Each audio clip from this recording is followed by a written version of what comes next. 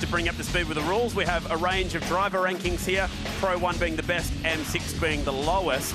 Pro drivers not allowed to drive alone. 2 pro drivers not allowed to drive together. Why do we rank them? Well, it affects their pit stop time. Every driver must come down pit lane in this race between minutes 16 and 24. And where you start on the grid and your driver ranking, so the further up the grid and the better your ranking, the longer your pit stop time is, to try and even things out. The safety car yesterday, Cam, probably meant that the lower class drivers had a bit of a free kick, which is why we saw so many of them at the front, including Bates, who won it, Largo, who was second, so that's why they've got the front row. Major on debut, third, same goes Talbot. He did very well yesterday as well. Walls just inside the top 5. Now, McLaughlin, one of so many drivers to come down with whatever it is that's going around this racetrack this weekend, not going to take part in this race. So him, Ellingham, Tim Miles, all cooked this weekend. Even our O'Neill Crompton's been, unfortunately, a bit under the weather this weekend. Right back to Tony Quinn, who's not starting in this race. There is Tim Miles, I was just talking about him in that McElrea car. Taylor and Antunis ready to go off the back of the grid.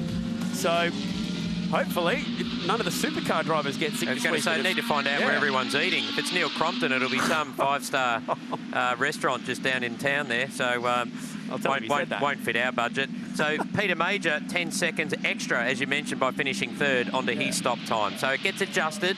It's all about parity. It's about maxing, or getting that pro and amateur timing just right, so we get a good motor race right down the last 10 minutes. Looks like a really good even start, this one. What a shot that is from the South Aussie fly cam as race 2 is underway.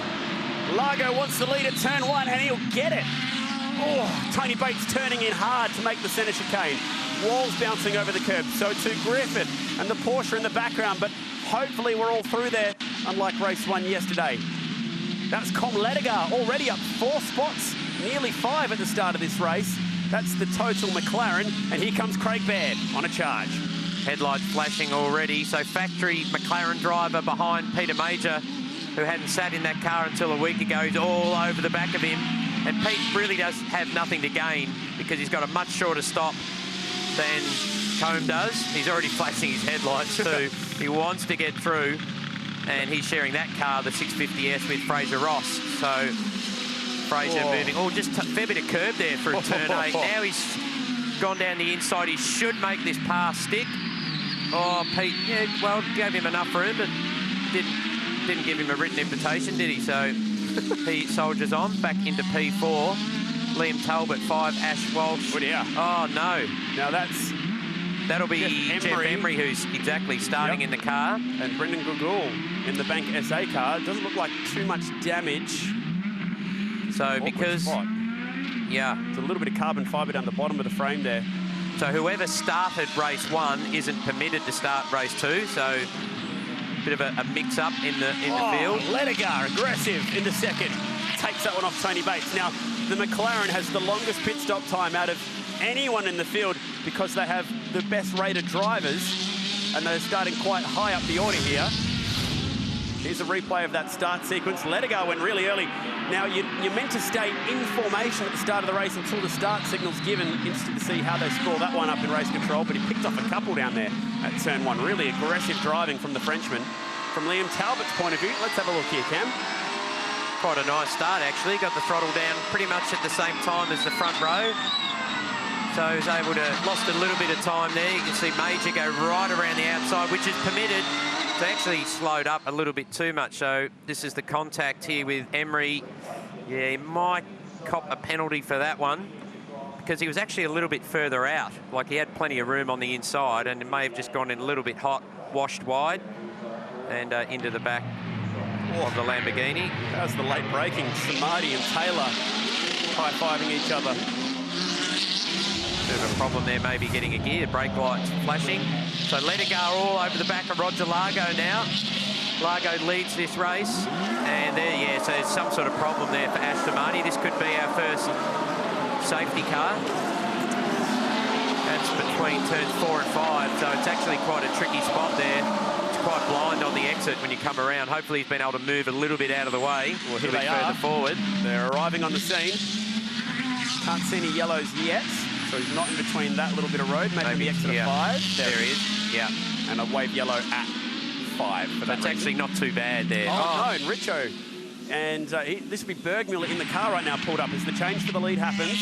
We're expecting that.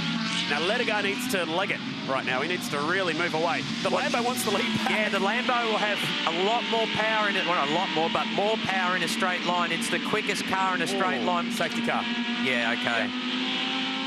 So Largo getting out of it there. Point to point, there's nothing quicker than the Gallardo. McLaren a little bit more aero, so a little bit quicker through some of the higher speed turns. And Richo gets going. So that's a strange one. What a shame. So this car started from pit lane yesterday. Oh, he's just kept the lead lap. That's important. So the safety car should pick up the McLaren, and car 100 should be able to go around and join the back of the pack here. Bergmuller was thinking about coming in then. I think the team said, no, not yet. So it's some sort of perhaps electrical gremlin, and I'm not sure what's happened there to the Samadi Audi. Shared that car with Tony D'Alberto in the Endurance GT series, so the 4 rounds last year, or certainly the last 2 in New Zealand. Tony jumped from the Ferrari into the Audi. Okay, so strategy-wise, you're not allowed to pit until that pit stop window opens. And in this race, that'll be at 9:26 local, so that's still 8 minutes away. So this safety car period should be finished by then. It's not good news for the pro-rank drivers who are looking to try and build a lead. That includes Com Ledigar, Craig Baird, who was really lightning quick this time last year in race 2. Tell you what, he's climbing through the field here. Greg Taylor, that must be Nathan Antunis in that car to get that many spots, but doesn't make a lot of sense that that'd be Antunis in the car. Should be Greg Taylor. Anyway, while the safety car's out there, let's check in with pit lane and Cameron. I can confirm it's Nathan Antunes, because he's not Nathan Antunes, he's standing right next to me at the moment. Very quickly, Ash Samadi, they've lost radio contact with him, so we don't have an update on what's happened there. But Nathan Antunes, let's talk about a couple of things. Great to see the car back on track, but yesterday down at the centre chicane, can you take us through that accident? Yeah, mate, it was purely my error. I just got it wrong. You know, we all know the rhythm of the turn 1-2 curb is so important, and I just got that rhythm wrong. I hit the second curb with a little bit too much angle, which just spat me right off on the other side. So these things are already tough to hold a slide as it is, and when you get some help, it doesn't. It's almost impossible. So just a solid effort by the guys. Was just so pumped at the fact that we got the car together. It just goes to show how good NPC boys are. So as a driver, though, physically okay from that instant, because those walls are pretty hard and tough. Yeah, physically I'm all good. I'm all good. More hurt on the inside than I am on the outside. So when the team are working like that overnight, do you go in and help them out? I mean, what part can you play as a driver in that process? Well, I tried to do as much as I could, but you know, all the other Audis, you know, thankfully had no dramas yesterday. So we had 15 guys on our car all around. So there's almost no space to do it or help. But I was there with them and definitely bought them a drink at the end of the day. And finally, this safety car sort of helps your cause, doesn't it? A little bit, it does, yeah, because we didn't finish yesterday, we actually maintained the same CPS as if we were starting off the second row like we did yesterday. So bunching the field up is going to help, especially help Greg at the moment. So yeah, it's looking good for us. Thanks, Nate. Thank you. Yeah, well, Greg Taylor doing a really good job here. He's driven this car up to P11 off the back of the grid before Nathan even gets in it. So yeah, really good so far. We talked about his progress, you know, from starting in Porsche GT3 Cup Challenge about 3 seasons ago. Then he did GT Trophy class, got a lap record at Winton in that Audi, and he's really stepped it up with that infrastructure, you know, having Eric Pender, having the driver coaches, working with someone like Nathan. He's worked a lot with Bart Moore. It's really fast-tracked his career, and it's a classic example, if you're a gentleman racer, how you can get to the top. You know, you can actually be competing at the front in a national championship like this quite quickly by going into a team like NPC or some of those other resource teams. It can really help on that driver coaching side of things. But like you mentioned, their pit stop time will be about 10 seconds longer than the front runners, so he needs to really keep moving through the field here, Greg Taylor. This safety car does bunch him back up, like Cameron mentioned, which is a help for him. So Com Ledigar, the race leader at the moment, factory McLaren driver, Blancpain GT champion. Here comes James Bergmuller back in the pits. We're going back to the pits too, Cam. I'm on the spot actually at the moment. Jumped in with Steve Richards, tried to put him on camera, but he's refusing to at the moment due to the fact they don't know what the problem is. You can see Steve jumping in the passenger side, actually the driver's side of this vehicle, as well, talking to James Bergmuller. And I'll get you an update shortly, guys, but certainly not happy days down at BMW. Let's see if we can just hear what they're trying to say down here.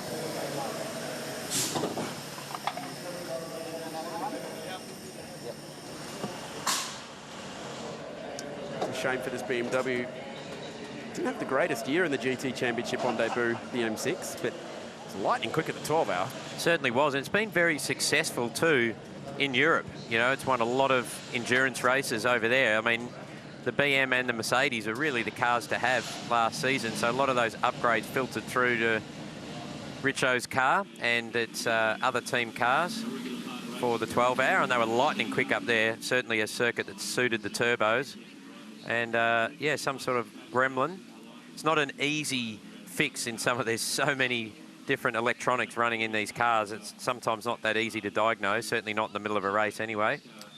Pit stop window due to open in about 7 minutes local time here, so we're getting closer and closer to that window opening up. And at that point, if you are one of the AM class drivers, you try and get in as soon as you can to give your pro driver as much time as possible. Pro drivers are not allowed to drive more than 22 minutes in this 40-minute race.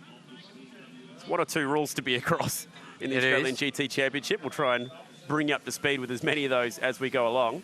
But the good thing, Chad, is that it's designed to make it a really good chase down at the end. You know, so you might have a pro like Craig Baird we saw yesterday, or you know, Nathan Antunes chasing down someone like Pete Major or Tony Bates, you know, with perhaps a 20-second deficit to make up in 10 laps. And it's always an entertaining finish.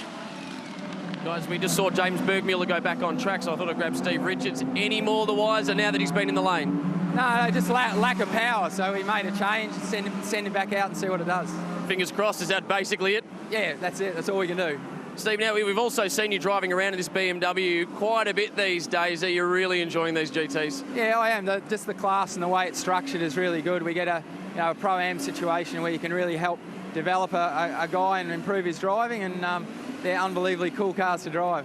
Fingers crossed this is fixed and you can get back there and show us what you got. Hope so. It's great to have the Richards family still racing after all these years. Gentleman Jim out there in Touring Car Masters again this weekend. James Bergmuller was really strong in Carrera Cup. Here he is in the laser plumbing and electrical BMW trying to catch the back of the pack. The back half of last season, pretty much on the podium every round in the Tag Heuer Challenge class, so did a really good job. Yeah, and obviously big car industry experience with his family. They run numerous dealerships around the country, and Porsche Centre Brighton being the one that his Cup car was aligned with in Melbourne. So switching to a different manufacturer to the BMW, but another driver that's really enjoying that transition into GT racing. So Com Ledigar, the race leader, will be really keen to get racing, and it looks like maybe this time by it could be the time to go back to green flag conditions. Now, if he's learned anything from yesterday, it'll be don't swerve from here to the start line, because warming up your tyres from this point on is a no-no. We saw that happen yesterday, and one of our overseas drivers get pinged for it. This looks a lot cleaner so far. He needs to open up a 24-second lead over the pack to have any hope of Fraser Ross leading. He would have hated seeing that safety car. So this is why it's an interesting format, because it works for some, doesn't work for others. And if you're a pro trying to get a nice handy lead for your amateur co-driver, or most of the time car owner, those safety car boards is the last thing you want to see. But Ledigar's off and running. Fraser Ross is still a handy driver too, mind you, so very successful in his own right. You can hear the splitters, you can hear that scraping. So it's the front splitters really touching the ground into the turn one area, quite bumpy there, and up over the curbs. All right, back into it. He's nearly opened up a full second at the lead here. Com Ledigar hoiks the left front out of turn 5, gets the car across for turn 6. Good use of the curbs. He is maximising everything. He knows exactly what the job is here. Drive the wheels off that 650S until he can come back down pit lane and hand it over to Fraser Ross. Here's Peter Major up the inside as Bergmuller sadly back into the pits. Major wants third. That's a tight spot to do it, Cameron.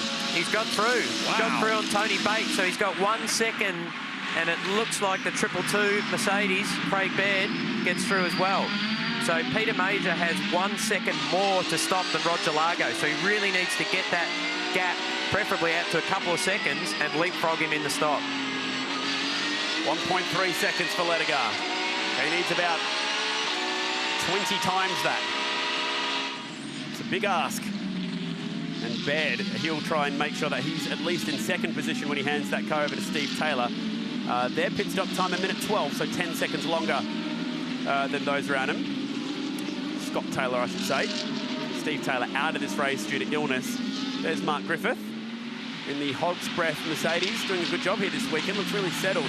The gentlemen drivers are doing a great job in those Mercedes. They seem to be very user-friendly. Yeah, had a chat to Tony Bates, actually. Yesterday afternoon, he came over to our paddock and he just said, he said, mate, I love everything about it. He said the front engine just makes it a little bit more user-friendly. He's driven a lot of different cars, spent most of his year last year in an Audi, and he just said, look, it's got certain characteristics that make it just a little bit easier to drive at the limit than the Audi. He said it's not necessarily faster, but he just likes the way it feels, and he's just really, really enjoying being in it.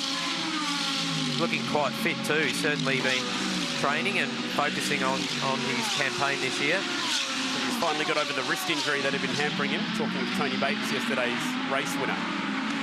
Greg Taylor, after yesterday's DNF, they've got a long pit stop time, so he needs to keep moving through the field before he hands the car over to Nathan Antunes. He'll be very keen to make up for yesterday. So it looks like the Bergmuller car back in the lane, Chad. So haven't fixed that BMW. So you really just got to put a line through this race and do exactly like Richo said. Just keep trying something, send him back out. So Peter Major staying ahead of Craig Baird, which is a good effort. Beto, a lot more experience in all forms of racing. He's close here, so he should get up the inside. Oh, a long way back. Last start. Pete turns in, pretty aggressively too. So he's not going to wave him through here. Good racing. Now, fastest lap, Com Ledigar in that McLaren last time by a 21 flat. We did see cars getting into the 20s yesterday when Van der Linde broke the lap record at 20.2. Ledigar's lead, 3.7 seconds, but the pit stop window opens in 1 minute's time. And you may just miss the window here this time by. So to give you an idea, Craig Baird has 9 seconds longer to stop because of his driver rating than Peter Major. But then he hands over to Scott Taylor, who has to chase that gap down. So it puts a lot of pressure back on an amateur driver like Scott. But he's still getting quicker and quicker as well. So ideally, Beto needs to get in front of that Lamborghini if he can in the next couple of laps. Ledigar on to set another fast lap. Oh, that was close. The back of the Lamborghini with Glenn Wood at the wheel, really just about scraping that tyre wall. So a few Lamborghinis in this battle. That's Dan Gillison. Good to see that name back in racing. Former Dunlop Series campaigner with Greg Murphy Motorsport in its prime. So young Kiwi driver. Wood to the inside. Lambo versus Lambo. No pulls out of it. And Greg Taylor's got the speed to go with these guys, which is really impressive, but it looks like he's got the speed to pass some of these guys as well. Now, pit stop window is officially open, so those compulsory time stops not far away. Battle of the Porsches out the back. O'Donnell inside. Crunch. Yeah, look, probably, yeah, I think he was up the inside there, Chad. Perhaps a little bit more room would have been the honourable thing to do. Let's play on. No one gets turned around. So Largo losing a little bit of time to Major. In fact, 8/10 on this lap. So wow. Major trying to put in a couple of quick ones because of that. Remember, 1 second. 3 seconds difference, sorry. Ledigar is now at the 5.5 seconds, Cam, and really lighting up the screen. You might just be able to see him at the windscreen of Largo. He goes 1:20.3, just 10th off the lap record. So the Frenchman is flying at the front as Tony Bates dives in to serve his compulsory time stop. He'll be in pit lane for 62 seconds. Long time. You can change tyres if you wish in that time. You can pretty much do whatever you want, but they only have the 3 sets of Pirellis for the 3 races, so tyre strategy is fairly simple. Tim Miles in that McElrea prepped REX Gallardo Lamborghini's in. There's our Cameron Van Dungen from the lane. So just remember, realistically, Tony Bates is racing Roger Largo. Okay, so forget Ledigar out in front as far as pit stop time. So it was actually a good idea to pull in now and hope that Pete Major gets held up a little bit behind Largo. And here it is, because Major has to stop similar time to Bates, in fact 1 second more 3 seconds less than Roger Largo in front of him, but he's now getting held up. So this could help Tony Bates once he emerges from the pit lane. Could he go back to back? Tony Bates' record here at the Clipsville circuit. Very strong. He loves street circuits. This is a really good fight. Baird will be hoping these two Lamborghinis dive into the pits here and get out of his way. And that is a luxury he's not going to get. No, so I think if Pete can't find a way past within a lap, I'd be peeling in. Chris Doombus engineering the car. Oh, that was tight at the exit there with Miles coming out of the pits. Here comes Bates, so he's lost a lap there, but obviously the people who have lapped him will also need to stop. Pit lane looking very busy right now. Liam Talbot's in. Ash Walsh is climbing aboard his car. That's the number 44 Infant's Friend Audi to the left. And Greg Taylor, great stint. Nathan just wanders out casually, doesn't he? He goes, well, to be... Remember that race a couple of years ago for the GTs where John O'Lester had enough time to take a selfie during the driver change? I do. Don't get that at the Bathurst 1000. No, well, he's got a minute 13 to be exact, Nathan Antunis, to jump in that car. That's enough time to take the photo and upload it. It is, considering you could probably do it even in these cars in 20 seconds if you rushed it. So may just drop back a little bit into the hands of Craig Baird. There you go, it's counting up, which is a great initiative this year by GT. So it's clear how much longer to run. Now that should be... A lot of shouting going on in the lane there. A minute 17 is their stop cam. No sign of a penalty yet either for that car, which was involved in that earlier moment at turn 9. Tony Walls, a race winner here last year, ready to go in the objective McLaren. As they play the waiting game, Com Ledegar, he's not waiting for anyone, turning very fast, 1 minute 20s at the moment, looking very clean out there, trying to build a lead before he hands the car over to Fraser Ross. Looks like it's day done for the Laser Plumbing Electrical BMW. Very sad to see. Max Twigg exiting the lane, that's tight at the exit. He'll fall in behind the Lamborghinis that are yet to stop. A lot of curve there by Glenn Wood. In the Lambo, just bounce the car. He's really driving it aggressively. Dan Gillison is really warmed to that Lamborghini, looking very fast at the moment, turning comfortable laps in the 22s. They both set their fastest lap that last time by 1 minute 22.4. We go and find Largo again. Yeah, 21.3 for Roger Largo, so he actually put 7/10 on Peter Major, so he really, I think he might have got the wind-up from the pit lane from Dave Russell. You need to go. You really need to get a second or two on this guy, and he's done it. And these guys are literally turning qualifying laps right now. 1 minute 20.3 from Com Ledegar, actually faster than some of the times in qualifying from the leaders. And now he comes in, he's driven the maximum that he can actually complete in here. He's not allowed to go longer than 22 minutes. He dives in with 30 seconds to spare in his driving stint. And that is a really good effort to build a 7-second lead. Not quite the 20 seconds he was looking for, but had that safety car not come out, he would have done it. Hits the car controller perfectly. Fraser Ross, the lanky boy from Melbourne, swings into action. Major in the lane as well. There's Chris Doombus engineering the car this weekend. So stopwatch is out. And as we mentioned for him, a minute 3. Now just scrolling through to see what sort of pit stop time again for the McLaren. And it is 1:26, so it'll be annoying for Fraser to be sitting in that car 23 seconds longer, although the Lambo behind him pulled up about 5 seconds. So he'll sit at probably an extra 18 to 20 seconds longer than that Lamborghini of Peter Major. So that's going to be a big ask with 15 minutes remaining. You can see them now pushing the Lambo back, try and get out. This is actually not ideal. Now it's okay as long as that clock's still ticking. Yep, to move the car. So Cade Bell from WA. Chris representing Zagami Motorsports. It's a bit of a 50-50 effort this weekend to get the car on the grid. Race leader in on the right-hand side. That's Roger Largo. Oh, man, it's tight, isn't it, getting into that pit entry. He's got the cool suit on. You can see those hoses feeding cool water into his race suit. One Lambo in the bay, one leaves. This needs to be a big outlet from Peter Major if he's going to sneak into the lead of this race. Wow, he's got out ahead. He really needs to push hard. He's ahead of Tony Bates. So good stop. But this outlap is critical for the next 15 minutes of this race.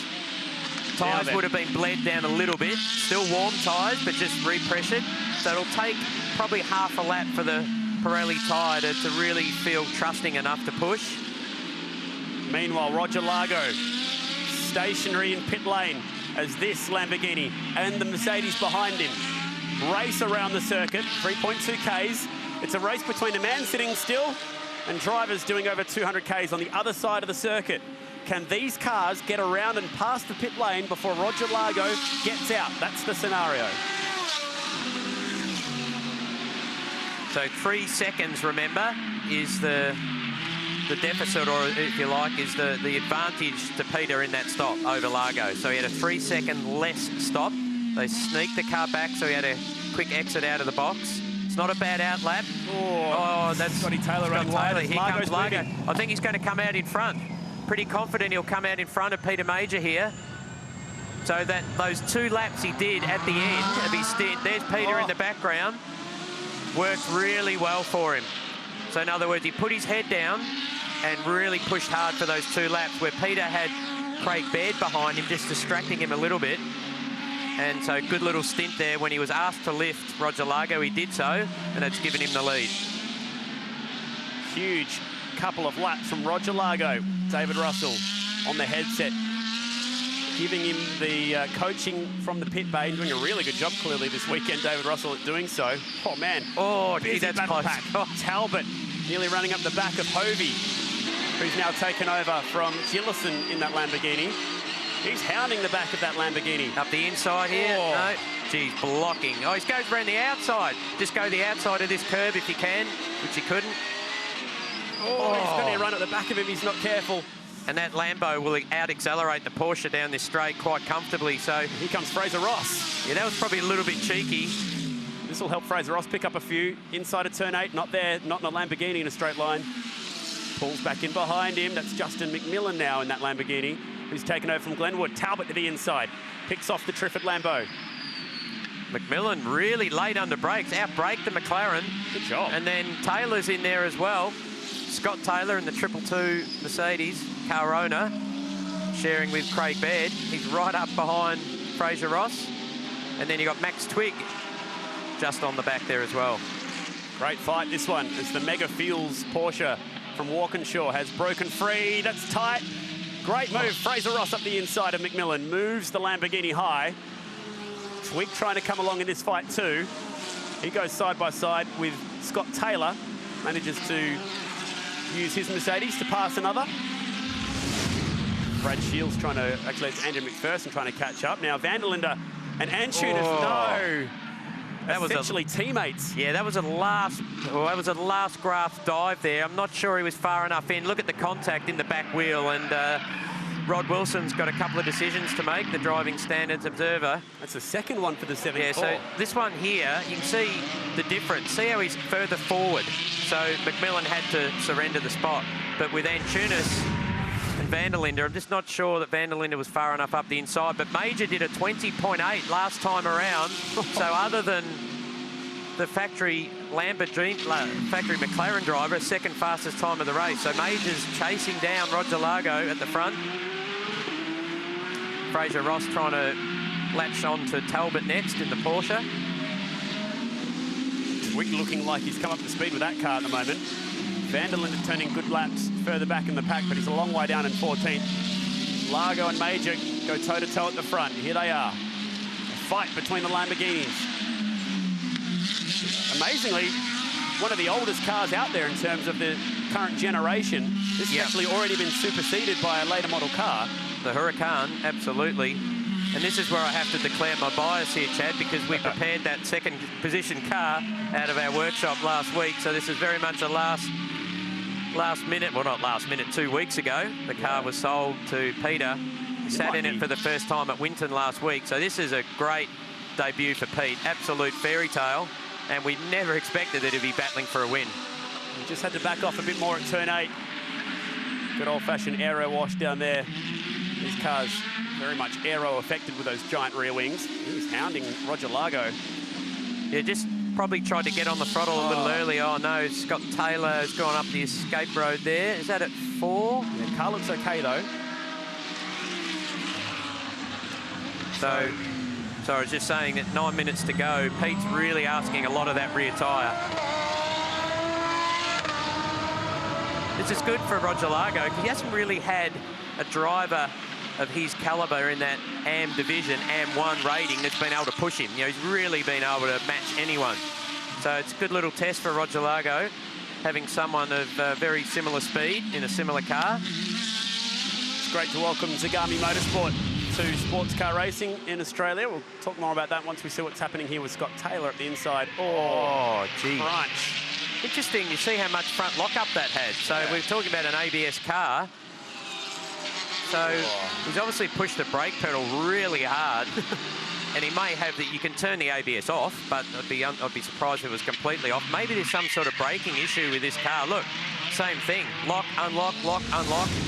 Really strange. I mean, he got well over the bumps there. Major wants the lead. No, not at turn 9. So, yeah, Zagami Motorsport, managing director, is standing right next to me now. Or team boss. Well, you give me a title upgrade, but I'll take that. Right. Team manager, I meant to say. Yeah, not managing director. No, but look, it's exciting for us, venturing into GT and Carrera Cup. We're running a couple of F4s this year, so a new division for the Zagami group. Oh, no, this is Tony Walls in a similar spot, I think, Chad. Now, has he tried to do a 3-point turn at turn 9 and get out of there? Yeah, engine, you can see a bit of black smoke and flame out of the pipe, so just trying to get it running. So perhaps another one that's just outbraked himself, although looking at that he's facing the wrong way, whether he's been given a helping hand, I might suggest there. Let's have a look. So that's Griffiths in front of him. Big dive bomb, was never going to pull it up. Aggressive racing, I like it. I'm glad that Griffiths saw that coming. I thought he was clear then. Probably didn't quite know where his nose was, but it looked like from above that he was through. So what Pete needs to do here is just settle down. He's trying to have a few moves. He just needs to look after the tyre. He's still got 7 minutes to go. He needs to just focus on getting back onto Roger Largo and then look for a pass towards the end, because Tony Bates is starting to catch him. So this car ran in GT Asia last year. We sold it for the car owner and then prepped it out of our workshop, as you mentioned, and Pete, fresh off a 12-hour in a Porsche. So he's done a fair bit of racing, Peter Major. And, of course, we'll debut our new Huracan for Adrian Dietz and myself at the Grand Prix. So we'll have 2 Lamborghinis there, albeit different vintage, but it'd be nice to have a 2-car team there at Albert Park. Roger Largo won a race here last year in that JBS Lamborghini, former GT3 Cup Challenge racer. Spent a lot of time in Carrera Cup. The man chasing him was quite good in open wheelers, particularly Formula Ford, where he was the WA state champion. And then behind them, Tony Bates in third. Very successful campaign in the challenge class in Carrera Cup. Looking for a new challenge here in the GTs. Winner of the first race yesterday. Still no word on any driving infringements further back for incidents that we've seen, so maybe Rod Wilson's going to look into those after the race. Which is sometimes the best option, Chad, having been in that role. I can vouch for that, where you're sometimes in the cold, hard light of day. But talking of Lamborghinis, this has been a great car for Ryder Engineering. Just such a successful all-round package. They finished, I think, P6 in the 12-hour in this car. So just a few weeks ago, Roger Largo and Dave Russell, they took out the second last endurance round at Hampton Downs. Yep. So they won that race.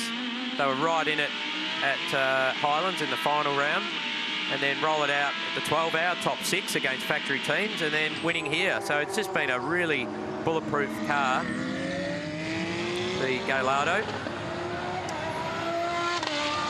5 and a bit minutes to go. Staying steady, 121.1 for Largo, 120.9 for Major, and a bit slower that time for Tony Bates. Maybe he's just decided he'll take third spot. Bit of traffic.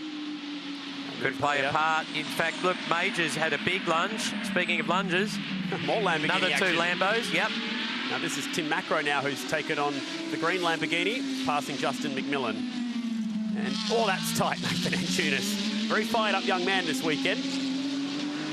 Just trying to see where he's recovered to after a couple of showing Greg Taylor P13, but we know it's Nathan. So just outside the top 10 after coming together with this guy, car 74, Van der Linde, factory Audi driver from Germany. Oh, man. By the way, we've had the lap record broken, and Ash Walsh has actually driven a 19. A 19.8. Wow, the first ever 1 minute 19 lap turned here by the GTs. That is very, very fast. So there you go. Konduris' name down there, but Ash Walsh now behind the wheel.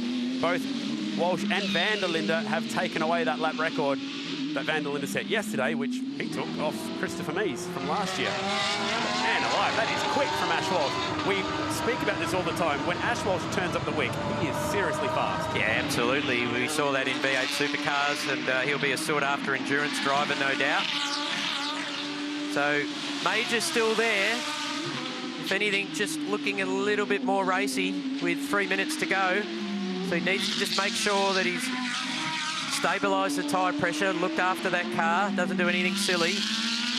And with 2 laps to go, he needs to be right up on the back of Roger Largo. Bates 3.7 seconds behind now, so he can have his eyes forward and just focus on a move towards the end of this race. Needs to just, he's got one go at it. If you have a half dive or a weave, you know, we saw that earlier, he lost time. And now we've got traffic too. Oh. Coming up, the Porsche of O'Donnell, I think it is. It is. O'Donnell gets out of the way. Local South Aussie driver. Probably hurt Major a little bit though, just couldn't quite use all the road on the turn in. They are right on the edge. With so many pro drivers in the field, it's the lower ranked drivers this weekend, I say that with the utmost respect, that have been going to absolute war at the front of the pack. These two drivers driving like seasoned sports car stars, just lap after lap within a tenth of each other. A little bit had a little bit of a wigger there, didn't he? So he's certainly rushing the throttle. I mean, he hasn't had a lot of time in his car. So, and in fact, it's the first car he's really driven with any aero too. So probably driving it like a Porsche, you know, trying to really ramp up the throttle. They have 6 different traction control settings in the car. So once the tyre starts to wear a bit, you just start to maybe go from 2 to 3 on the traction, or 1 to 2. Certainly qualifying trim, you run it as low as possible because you've got a lot of fresh tyre grip. As the tyre drops off, a little bit like a V8 supercar driver would adjust the rear roll bar. Yeah. You just wind the traction up 1 click. Certainly a lot easier though. Oh, this looks quick this time. We fly through turn 9. We're looking at speeds of upwards 220 k's an hour. This is it. This is it. This is the move. Get in there, make it stick. Wow, good stuff. Largo, has he got a right of reply? Through the shade, around the back part of this circuit. Change for the lead. Pete Major, the West Aussie, on debut here this weekend in the Australian GT Championship, gets the lead. And oh dear, big contact. Broken. Yeah. So it is McMillan in the identical car that we just saw the battle for the lead change. Now, if this is a safety car, they'll probably freeze the field with only a minute to go. Oh, big impact backwards. too. Yeah. And that could move a motor forward, gearbox forward, everything in that car. He's trying to get it out of the way, but I wouldn't be too concerned about that. Let's just hope Justin's okay. There go the leaders. The right side of that car has had a big hit too. Wow, this is... that's a massive impact. Wow. Massive impact. Now, fortunately, that's not driver's side, left-hand drive car. So I don't think he got a tap. He just carried a lot of speed in. Yeah, no one touching him from behind, although that's Dean Canto in the Huracan, the brand new Lamborghini. So there's the older model versus the new. And just look at it bounce across the road. Carried a lot of entry speed into turn 1. The curbs actually unloaded it even further there. And at this point on, in an ABS car, you're a passenger. You can see it bottom out there. The floor hits the deck.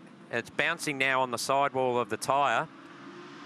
And this is a huge impact. And let's, you know, testimony to what a tyre wall does, because that's really saved Justin McMillan from a serious injury, I would suggest there. We had Andrew McPherson go in there in practice last year in the Porsche. Really struck that wall almost in the exact same spot.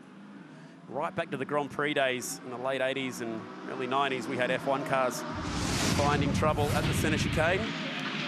Local yellows only down at this part of the track. Now, it's got to be double yellows, surely, with that car there. 7 seconds to go. Actually got it around. Yeah, he did. Yeah, good effort. Still very vulnerable spot. I think he's still in the car too, or he's trying to get out there. Probably the safest spot for him right now. This is the last lap. Pete Major at 20.7 that time round. Second fastest lap of the race. 4 tenths ahead of Largo. And he's going to looking very good to take the win here. I don't want to jinx him, but I'm getting a little excited for him here, Chad. This is a great drive. Brand new team, Zagami Motorsport. Do you get to claim this as the team's first win if it gets there? Well, it's a joint effort. There's certainly a joy. Oh, look, Largo's still there. He's still close enough. No, he's being smart about it. So Cade Bell from WA has assisted Chris and the Zagami team running this car. So it's a 50-50 effort. But great drive by Pete. Really calculated drive. You'd be wanting to see the checkered flag, but he will have one more lap around. They crossed the start-finish line with 12 seconds to go in the race, which means this time by will be the last lap, so there's still a chance for Largo. Yep, final lap now. So Largo's strong in that last sector. Pete's pretty good through here. So he's quite good. He probably took a little bit more liberty there under the yellow flag, I think, than Largo, as you would. The old go-kart sometimes. Hand goes up, foot goes down, but when you're in the lead. So he's pretty good through here, and then Roger's quite strong in that second sector. Oh, he's Van der Linde dropped the outside on the grass there. Watch Twig on the inside. Oh, it's tight. Twig and Griffith. Cars everywhere there. Then there's Fraser Ross. Now there's waved yellows down here, boys, so you need to sort this out in a hurry. They do so. Oh, Griffith on that curb.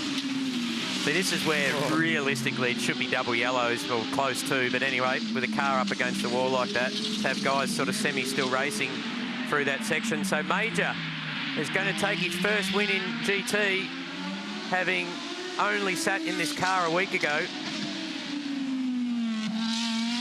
Lamborghini rounding these last few turns. The West Australian coming up to grips with this Lamborghini Gallardo REX very quickly indeed. Third in his first race yesterday. And knew exactly what he needed to do. Catch Largo, pass Largo and win the race. Race 2 goes to the Lamborghini of Peter Major. Great drive. His first round of Australian GT Championship working out beautifully. Here comes third place. It's Tony Bates to the left-hand side. Another good race from the Australian GT Championship. Talbot looking good as well in this series. A pair of fourths to kick off his campaign in the Mega Fuels entry. Here he comes. The Walkinshaw Porsche looking pretty good. Yeah, great drive. Liam's driving really well, enjoying the extra seat time. P4.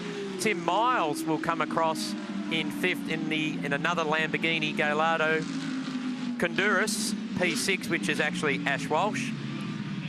Seventh to Fraser Ross, Van der Linde, Mark Griffith and Maxi Twig rounded out the top 10. But there he is on debut, Peter Major. Great drive for the Lamborghini. 1.8 seconds, kept his cool right at the end. Largo getting home for second. Dave Russell giving him the instructions on the radio this week. And Bates looking strong once again. Ash Walsh setting the fastest time and lap record of a 1 minute 19.8. Congratulations to the West Aussie in Peter Major.